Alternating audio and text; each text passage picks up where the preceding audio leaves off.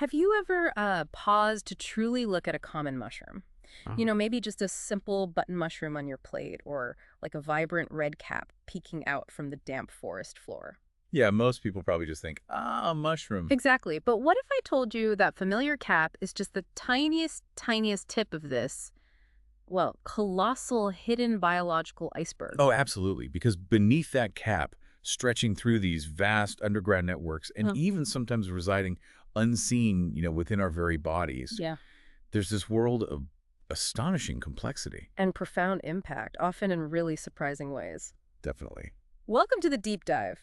Today, we're plunging headfirst into the truly fascinating phylum Basidiomycota. And it's not just about the mushrooms you find in the grocery store, right? Not at all. It's this sprawling kingdom that includes everything from those familiar fungi to microscopic plant pathogens, even serious human disease agents. It's a huge group. So our mission today is basically to take what could be a really dense, maybe overwhelming chapter from an introductory mycology text and sort of distill it for you. Yeah, boil it down to the essentials. We want to give you the key knowledge about their unique structures, how they reproduce, their peculiar physiology, their kind of mind-bending genetics. How scientists classify them, Yeah. and crucially, why they matter so much in our world. Exactly. Think of this as your personal shortcut, your guided tour to being truly well-informed about these incredible, often overlooked organisms. And there's a central key to understanding them all, isn't there? Right. And here's our first crucial insight, the core characteristic that defines this entire group. All basidiomycetes produce their sexual spores, they're called basidiospores, on a specialized microscopic structure. The basidium. The basidium, that tiny detail really is the key to unlocking their entire world. It really is. That tiny detail, the basidium, it underpins this incredible diversity we see in the group. When we talk basidiomycetes, we're not just limited to the, familiar mushrooms, boletes, Earth puffballs. stars, stinkhorns, usual suspects. Right. We're also talking about the more obscure forms, things like bird's nest fungi, jelly fungi, or those bracket and shelf fungi you see growing on trees. Ah, And critically, some really important plant-attacking rust and smut fungi. You might rarely see them clearly, but their impact is enormous. so it's this basidium, and specifically how it releases spores that truly defines them. Mm. What's so special about that structure and process compared to other fungi? It's really about where the spores are formed. Unlike some other fungi, Basidiomycetes produce their basidiospores on the outside of that microscopic basidium. Outside, okay. And typically, each basidium makes 4 of these spores. These spores are the result of a very precise sequence of biological events. First, you get 2 parent cells meeting and merging their internal fluid, that's plasmogamy. Right, cytoplasmic fusion. Exactly. Then their nuclei, which hold the genetic blueprints, fuse together, that's karyogamy. Nuclear fusion. And immediately after that, the newly combined genetic material undergoes a special kind of cell division, meiosis, to have its components. This ensures the resulting spores have just a single set of genetic instructions ready to start a new life cycle. And you mentioned many of these spores are ballistospores. That sounds dynamic, like a fungal cannon. It certainly does. And it means they are forcibly discharged, literally shot, from the basidium through a really elaborate mechanism. Wow. And these spores themselves are incredibly varied too. They can differ widely in size, shape, color, even the thickness and characteristics of their cell walls. And that diversity isn't just random, it's functional. Oh, absolutely. It's often key to how they survive, how they spread, how they colonize new environments. It's all part of their strategy. Okay, so we've got a handle on what basidiomycetes are, this defining basidium, their spores. But beyond being scientifically fascinating, why should we really care? What's their impact on our world, both the good and the bad? Let's maybe start with the more unsettling side first. Well, their impact on agriculture alone is just immense. Yeah. Think about plant diseases caused by rust and smut fungi. Right. These aren't just minor annoyances. They are major economic threats. They destroy millions upon millions of dollars worth of crops every single year. Like wheat rust, for example. Exactly. Notorious examples include things like stinking smut and black stem rust of wheat. It's like this silent but utterly devastating war happening in our fields. Yeah, it's not just crops, right? Their destructive reach extends to forests and even the trees in our parks and yards. They certainly do. Many basidiomycetes are powerful tree pathogens. Take Armillaria ostoye, for instance. Ah, the fungus That's humongous. the one, famous for its massive underground networks that can spread across huge areas of forest, just relentlessly attacking trees. Wow. And beyond living trees, they're also primary agents in breaking down wood products. Think lumber, railroad ties, utility poles. Things we rely on. Exactly. The costs associated with just protecting these materials from fungal decay are tremendous, impacting industries all over the world. So they're reshaping ecosystems, hitting agriculture, affecting our timber supply. Do they get even closer to home? What about, like, direct impacts on human health? Crucially, yes. There's Phyllobacidiella neoformans. You might know it better by its asexual stage name, Right. Cryptococcus neoformans. Okay. This is a serious human pathogen. It's particularly dangerous for people with weakened immune systems like AIDS patients. So yes, their impact stretches directly into human health concerns, Yeah. not just crops and forests. It really sounds like these fungi are, well, industrial scale destroyers when they turn their attention that way. It's almost a bit unsettling thinking about them silently working away underfoot. It can be, Yeah. but it also highlights their incredible power and efficiency. They are nature's ultimate recyclers. Mm. It's just that sometimes we don't appreciate their recycling efforts when it's our crops or houses. That's a good way to put it. Which naturally brings us to their hugely beneficial side. They're not all doom and gloom. Far from it. If we connect this to the bigger picture, Basidiomycetes are absolutely essential components of, say, forest ecosystems. They are the primary decomposers. The recyclers you mentioned. Exactly. They break down the really tough stuff, like cellulose and lignin in deadwoody plants, effectively recycling vital nutrients back into the ecosystem so new things can grow. Without them, forests would choke on their own debris. And they have broader industrial uses too, beyond just breaking things down naturally. Indeed, some species are used in biotechnology, for example, as biological pulping and bleaching agents in paper production. Offering greener alternatives. Precisely. More environmentally friendly alternatives to harsh chemical processes. They even have this remarkable ability to help remove toxic substances from the environment, showing real potential in bioremediation. And they're also vital partners in the natural world, forming relationships with plants. Absolutely fundamental partners. Many are mycorrhizal species, forming these critical symbiotic relationships with plant roots. Mycorrhizae, the fungus root connection. Right. These partnerships are fundamental for nutrient uptake. They help plants access water and minerals they couldn't get on their own. It allows them to thrive in both natural forests and managed ones too.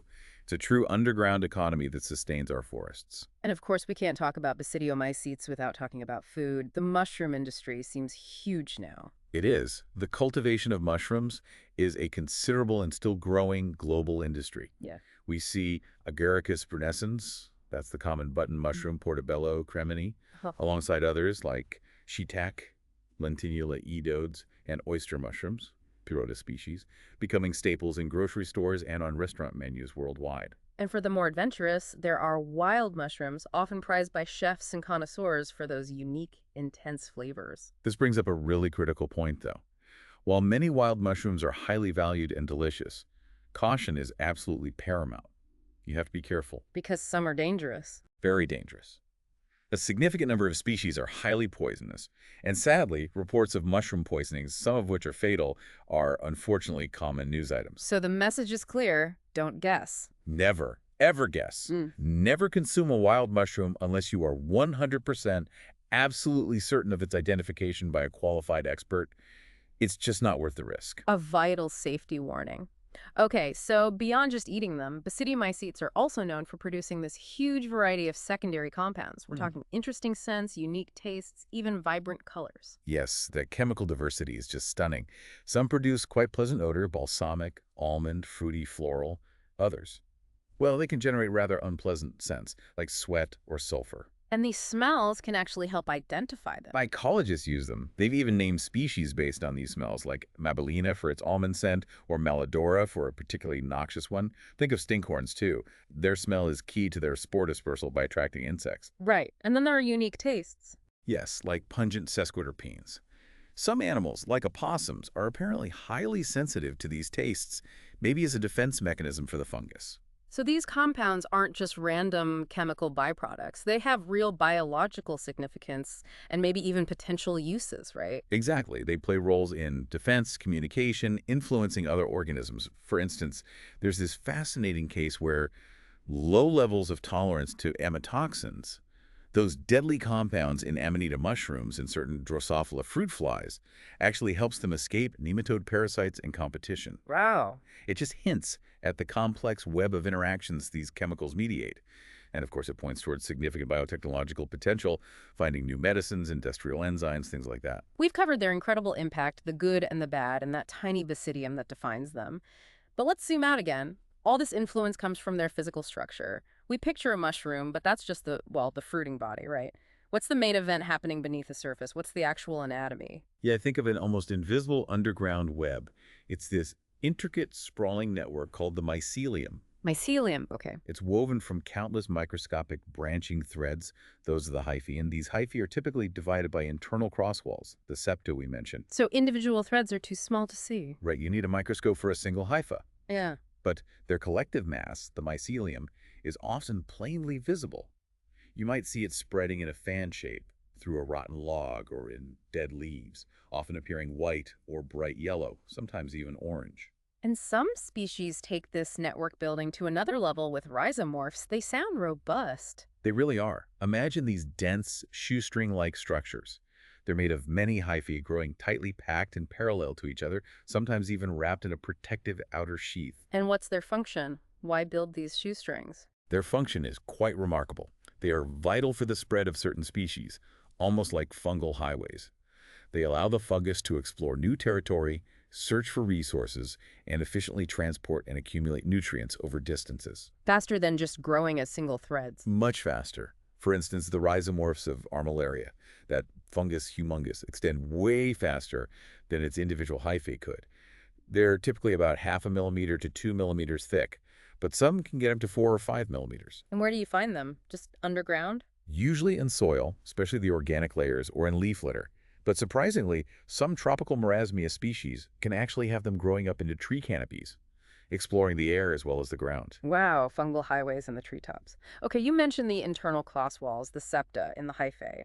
Are those just simple dividers, or is there more complexity there? Oh, there's definitely more complexity. What really stands out is that they aren't solid barriers. Almost all Basidiomycetes have septa with a single tiny central pore. But many have this very distinctive structure called the dollopore septum. Dollopore? Yeah, dollopore. Think of it like a miniature reinforced donut or barrel shape right around that central pore. The wall thickens there. Okay. And then, often covering this dollopore is something called the septal pore cap, or parenthesum. It looks like a little dome or screen, often made of modified endoplasmic reticulum membranes. And what does this intricate setup do? Well, its exact function is still a bit of a mystery, honestly. But the leading idea is that this whole structure, especially the cap, acts like a selective filter, or sieve. It carefully controls what organelles or molecules can pass between adjacent hyphal compartments, Right. while maybe blocking larger things. It helps maintain the fungus's integrity and coordinate growth. It's really a tiny, elegant piece of cellular engineering. So this tiny internal structure, the way this pore is built, is actually really important for figuring out who's related to whom, for classification. Absolutely critical. The fine structure of these septal pores, whether it's a simple pore or a complex dollopore with a specific type of cap, is a key feature in Basidiomycete systematics, their classification. Why is it so useful? Because these ultrastructural features are considered evolutionarily conserved. That means they change very, very slowly over long periods of evolutionary time. And what we're finding is that their morphology, how they look under an electron microscope, strongly aligns with the relationships suggested by modern molecular data, like DNA sequences.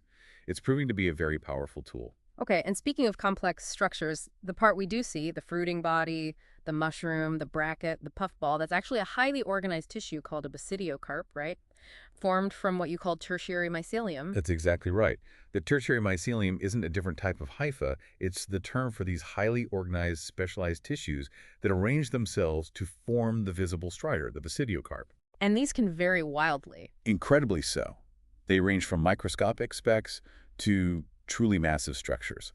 There was a Rigidiporous ulmarius polypore found that measured nearly 150 centimeters across, or single mushrooms weighing over 5 pounds. That's enormous. And their textures are just as varied. You get thin, paint-like crusts, gelatinous blobs, fleshy mushrooms, corky brackets, even tough woody conchs. And how they release their spores differs too. Some seem very open about it, others more closed off. Exactly. Basidiocarps can be open from the very beginning, exposing their spore-producing surfaces, the basidia, early on.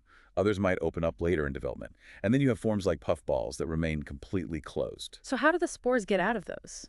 In those closed forms, the spores are only liberated when the basidiocarp itself disintegrates, or maybe gets fractured by external forces stepped on, chewed by insects or rodents, even the impact of raindrops sometimes. Okay, so within these diverse basidiocarps, where are the spores actually produced? You mentioned the basidia.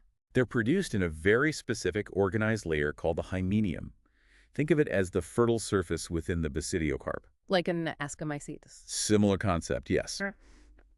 This hymenium is where the basidia are formed, usually packed closely together.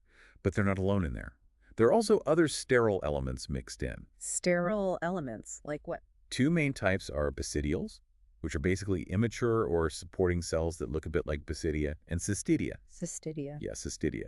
These are often larger, quite distinctive cells that frequently protrude from the hymenium. Their exact function isn't always fully understood. Maybe they help with moisture evaporation, maybe defense, but they're very important for taxonomy, for identifying different species or groups. So the hymenium's features are key for classification too. Definitely. Traditionally, the way the hymenium is arranged and located within the basidiocarp was used to classify Basidiomycetes into higher taxonomic categories. And the microscopic details of the hymenium, the shape of the basidia, the types of cystidia, the spore characteristics are absolutely vital for identifying specific groups like mushrooms and boletes, the agaricales. Let's shift focus now to the life cycle itself, especially sexual reproduction. You keep coming back to the basidium as being central. Can you walk us through how a typical basidium actually develops and produces those spores, maybe step by step? Okay, let's visualize this intricate little process. It usually starts with a terminal cell, the very tip of a binucleate hypha. Remember, that's a hypha with two compatible nuclei inside. This tip cell is destined to become the basidium. Often with a clamp connection at its base. Often, yes, we'll get to those. So this cell enlarges. Then, crucially, the two nuclei inside it fuse together, that's karyogamy, forming a single, temporary, diploid nucleus. Diploid meaning two sets of chromosomes. Exactly. But it doesn't stay diploid for long. That nucleus immediately undergoes meiosis, that special reductional division, which results in 4 haploid nuclei, each with just one set of chromosomes. Okay, so fusion, then immediate division back to haploid. Right. Next, 4 small stalk-like outgrowths called sterigmata push out from the top surface of the basidium. And the tips of these sterigmata swell up.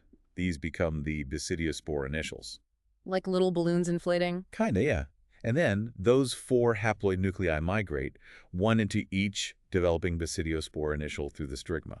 One nucleus per spore. Typically, yes. Though sometimes a nucleus might divide again by mitosis after migrating, so you can end up with binucleus spores upon discharge in some species. And it's worth remembering, while 4 spores is the classic number, some basidia might only produce 2, others may be more, depending on the specific fungus. And are all basidia the same simple club shape we might picture? Or are there different types? Oh, there's variety there too. We talk about holobasidia, which are the typical single-celled, often club-shaped ones. But there are also phragmobasidia, which are divided by internal septa, typically into 4 cells. Okay. And the rust and smut fungi have a really unique basidium development too. It actually starts from a thick-walled resting spore called a tiliospore.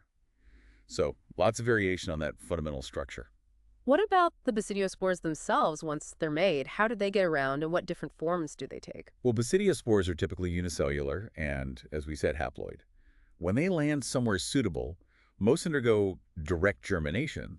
They just start growing a new primary mycelium, those initial fungal threads. But not always direct. No, some show indirect germination. They might form secondary spores first, or they might bud off smaller asexual spores called conidia or microconidia, and those then produce the primary mycelium. It's another layer of complexity. And their shapes and appearances? Incredibly diverse. They can be globose, round, oval, elongated, even sausage-shaped or angular. Their colors range from completely colorless to various shades of brown, yellow, pink, even black. Often, pale pigments are only really visible when you collect a large mass of spores together, what mycologists call a spore print. Right, like taking a mushroom cap and letting the spores fall into paper. Exactly. All these features, shape, size, color, surface markings like warts or ridges, are vital for taxonomic identification, especially at the species level. And you mentioned that ballistospore discharge earlier, the forcible ejection.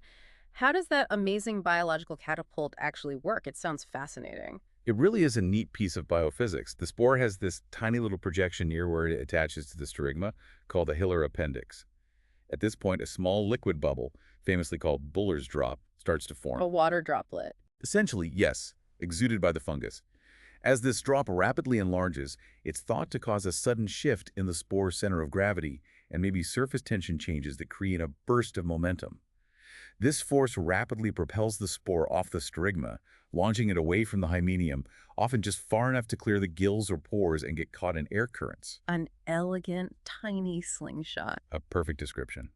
Though it's worth noting, not all basidiospores are ballistospores. Some groups, like the gastromycetes, the puffballs, and earth stars, have lost this ability and rely on other methods for dispersal. Okay, so that covers the intricate details of sexual reproduction. But like many fungi, basidiomycetes also have asexual ways to reproduce and spread, right? Indeed, they do. It gives them flexibility. Asexual reproduction happens through various methods. Simple budding, like yeasts do, fragmentation, where bits of the existing mycelium just break off and grow, or by producing different types of specialized asexual spores. What are the kinds of spores? Things like conidia, which are very common in, say, the smut fungi, and also in the repeating summer spore stage of rust fungi. Those are called uridiniospores. Or you might get arthrospores, which form when hyphae just break up into individual cellular sections. Or oidia, which are small spores produced from specialized hyphal branches called oidiophores. And sometimes this asexual stage is all we know. Exactly. What's fascinating is that some basidiomycete species are primarily, or even exclusively, known from their asexual forms. Many yeasts fit this bill, as does the important plant pathogen Rhizoctonia and the human pathogen Cryptococcus we mentioned earlier. So how do we even know they are basidiomycetes if they don't show the sexual stage? Good question. Their identity as a basidiomycetes in these cases is often determined by looking for other telltale signs, like the presence of those complex dollopore septa in their hyphae, or sometimes by unique staining reactions of their hyphal walls, or, increasingly, through DNA analysis. Let's delve into their genetic blueprint now and how they manage compatibility finding the right partner. You mentioned primary, secondary, and tertiary mycelium earlier. Can we revisit those stages specifically thinking about their genetics? Absolutely. So the primary mycelium, also called a homokaryon, is that initial stage that typically grows from a single germinating basidiospore. The key genetic point here is that all the nuclei within this mycelium are genetically identical clones of that original spore nucleus. One genetic type. Then you get the secondary mycelium. This is usually a heterokaryon, meaning it contains nuclei from different genetic backgrounds. Most characteristically in Basidiomycetes, it's a dikaryon, meaning each cell or compartment contains exactly two compatible but genetically distinct haploid nuclei. And this forms when two compatible primary mycelia meet. Typically, yes. It usually arises from an interaction, most commonly the fusion plasmogamy, between cells of two compatible primary mycelia. This brings two different nuclear types together in one cell. Okay, so you get one cell that's dikaryotic. How does that state then spread throughout the entire fungal network? It seems like it would need to coordinate. It does need to coordinate, and there are two main ways this dikaryoticization spreads. In one method, that initial binucleate cell can just branch and grow, and as it does, the two nuclei divide simultaneously. That's called conjugate division, and new septa form perfectly, dividing the growing branch into new dikaryotic cells. Each new cell gets one of each nuclear type.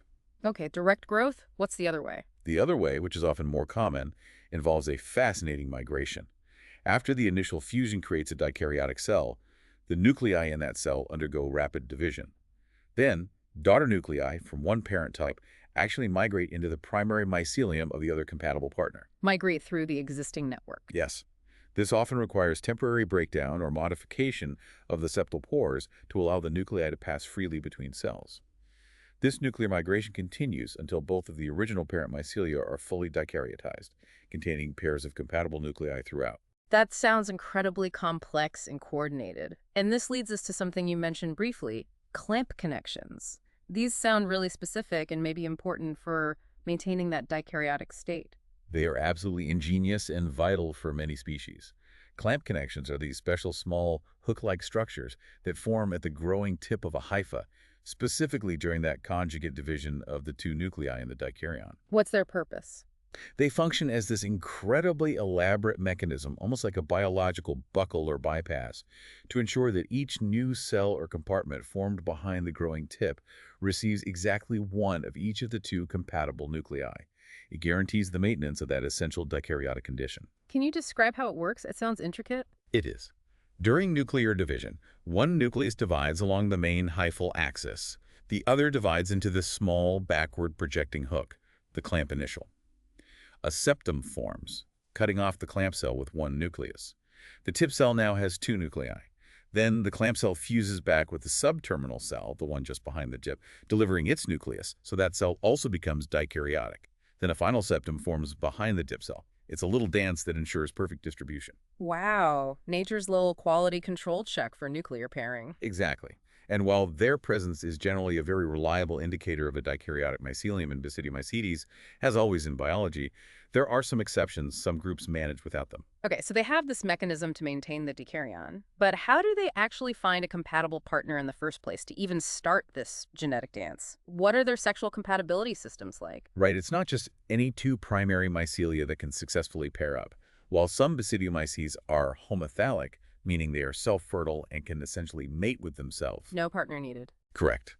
But most species that have been studied are heterothalic. This means they have genetically determined mating types and absolutely require a partner with a compatible, different mating type for successful sexual reproduction. And how is compatibility determined genetically? There are two main systems. About 20–25% of heterothalic species have what's called unifactorial or bipolar heterothalism. Here, compatibility is controlled by different versions or alleles at a single genetic location, a single gene or gene complex, often called the A locus or MAT locus. Think of it like having two mating types, A1 and A2. Only A1 can mate with A2. Simple enough. What's the other system? The other system, which is more complex and actually more common, especially in mushroom-forming fungi, is bifactorial or tetrapolar heterothalism. This involves two unlinked genetic loci, usually called A and B, each typically with multiple components or genes. Two separate genetic switches need to match up. Or rather, they need to be different. For a fully compatible mating to occur, leading to clamp connections and fruiting body development, the two partners must have different alleles at both the A locus and the B locus. Can you give us a concrete example of how this works? It sounds like it could get complicated fast. Schizophilum commune, the split-gill mushroom, is the classic well-studied example. Its mating and sexual development are controlled by these A and B loci, which are actually complexes of genes on two different chromosomes. Let's call them Ia, A, B, and B. Okay. Now, any two primary mycelia, homokaryons, can physically fuse. But for the resulting secondary mycelium, dikaryon, to be fully compatible, meaning it forms clamp connections correctly, allows nuclear migration, and can eventually produce basidiocarps, the two fusing partners must differ at both the A complex and the B complex. So A1B1 can only fully mate with A2B2, not A1B2 or A2B1. What happens if they only differ at one locus, say A, but have the same B? That leads to what are called partially compatible or common locus interactions. Studying these has been incredibly useful. For example, if they differ in A but share B, like A1B1 x A2B1, you get nuclear pairing and clamp formation, but nuclear migration is blocked and the clamp doesn't fuse properly. This tells us the B locus controls nuclear migration and clamp fusion. And if they share A but differ at B? If they share A but differ at B, like A1B1 x A1B2, you get nuclear migration, but nuclear pairing is unstable, conjugate division is messed up, and clamp formation doesn't complete properly. This shows the A locus controls pairing, division timing, and clamp septation. It's like different genetic modules controlling different steps of the process. That's incredibly intricate control. And you mentioned multiple alleles. Yes, this is key to promoting outcrossing. Species like Schizophilum don't just have two versions of A and B. They have hundreds of different naturally occurring alleles for both the A and B loci in the wider population. This means that any two random spores landing near each other have a very high probability, often over 90%, of being compatible, ensuring genetic mixing. So it's a system designed to maximize diversity. Are there variations? Does everything follow this dikaryon model? Not entirely. Nature loves exceptions. For instance, some Armillaria species actually maintain a stable diploid mycelium after mating, rather than a dikaryon. And, as we said, some species are homothalic and might be multinucleate, but this heterothalic outcrossing condition is generally considered the ancestral state for Basidiomycetes. Okay, finally, let's talk about putting these amazing fungi in the proper place. their taxonomy and evolution. You hinted that classifying the higher groups of Basidiomycetes has been, well, a bit messy historically. That's putting it mildly. Yep. It absolutely has been. Historically, the taxonomic treatment of the major Basidiomycete groups has been in a real state of flux, making it a particularly challenging area in mycology. Different experts propose different systems, often conflicting. What were some of the older approaches based on? Early schemes relied heavily on characteristics like the overall morphology of the basidium and how the basidiospores germinated. For example, Petuyar's system from the early 20th century divided them into heterobasidiomycetes, with variable basidia, often septate, and homobasidiomycetes, with simpler club-shaped basidia. Mm-hmm. Later approaches, like Talbot's work in the 70s, placed more emphasis specifically on whether the basidium itself had septa, crosswalls. This led to provisional classes like Holobasidiomycetes, non-septate basidia, Phragmobasidiomycetes, septate basidia, like jelly fungi, and Teleomycetes, basidium developing from a teleospore, like rusts and smuts. And there were also those broader descriptive terms, gastromyces and hymenomycetes. Right. Those are more general practical terms based on the fruiting body structure. Gastromycetes traditionally grouped fungi, where the hymenium isn't exposed when the spores are mature. Think puffballs, earth stars, stinkhorns, bird's nest fungi. The spores are released passively from a closed structure. Hymenomycetes, on the other hand, grouped those where the well-defined hymenium is exposed during spore maturation and release, like typical mushrooms, boletes, shelf fungi. But these traditional groupings weren't always reflecting true evolutionary relationships. Increasingly, it seemed not. There were always fungi that didn't fit neatly, and different characters, basidium shape, septal pores, fruiting body type, sometimes suggested contradictory relationships. It was clear a new approach was needed. And now, modern science, especially molecular data, is really revolutionizing our understanding, giving us a much clearer picture of their evolutionary family tree. This is where the story gets truly exciting, yes. Recent advancements in ultrastructure studies using electron microscopy, but critically, the explosion of DNA sequencing data, especially analyzing ribosomal DNA, rDNA sequences, which evolves relatively slowly, are clarifying the true evolutionary relationships in ways we just couldn't before. What are the key insights coming from this molecular revolution? Well, the prevailing hypothesis now, strongly supported by molecular data, is that the Basidiomycota as a whole is a sister group to the Ascomycota, meaning they share a relatively recent common ancestor distinct from other fungal lineages. Okay, so they're close relatives. And within the Basidiomycota? Within the Basidiomycetes, the molecular data strongly suggests the three main evolutionary lineages diverged early on. There's one major group that includes the smuts, Laboulbeniales, and their relatives like the Exobasidiales. There's another distinct lineage that encompasses the rust fungi, Reproduction, and various other orders that typically have simple septal pores, not dolichopores. And finally, there's the huge lineage that includes most of the fungi we think of as mushrooms and brackets, the traditional Hymenomycetes. Interestingly, this group also includes the jelly fungi, like Tremeles, nestled within it, showing they aren't as separate as once thought. So what's the really big takeaway message from all this for how we classify them now? It sounds like some long-held ideas based on morphology were maybe misleading. That's the crucial, perhaps provocative revelation. The big takeaway is that basidiomorphology, morphology, whether it was club-shaped or septate, for example, which was traditionally a primary tool for classifying these major groups, has actually turned out to be a poor predictor of relationships at these higher taxonomic levels. So relying just on how the basidium looked led scientists down the wrong path sometimes. In some significant cases, yes. It caused fungi that weren't actually closely related evolutionarily to be grouped together and separated others that were. The molecular data, however, is providing a much more robust, reliable, and internally consistent picture of fungal evolution. It's truly reshaping how we understand their family tree and revealing the deep, sometimes surprising, connections between these incredibly diverse organisms. And that really wraps up our deep dive into the incredible phylum Basidiomycota today. We've journeyed from just appreciating their sheer diversity to understanding their really profound ecological and economic impacts, both good and bad. We looked at their unique and complex cellular structures, like those amazing rhizomorphs and that enigmatic dolichopore septum. We explored their intricate sexual and asexual reproductive strategies, including those fascinating clamp connections. And we touched on the sophisticated genetic systems governing their compatibility and how modern science, especially molecular data, is constantly refining our understanding of their evolutionary history. It's been quite the journey through this fungal kingdom. And maybe as you go about your day now, you might consider this. These often overlooked organisms, hidden beneath our feet or fruiting quietly in the woods, they aren't just silent decomposers, patiently breaking down dead stuff. They're more active than that. Much more. They are active, genetically complex engineers of our planet.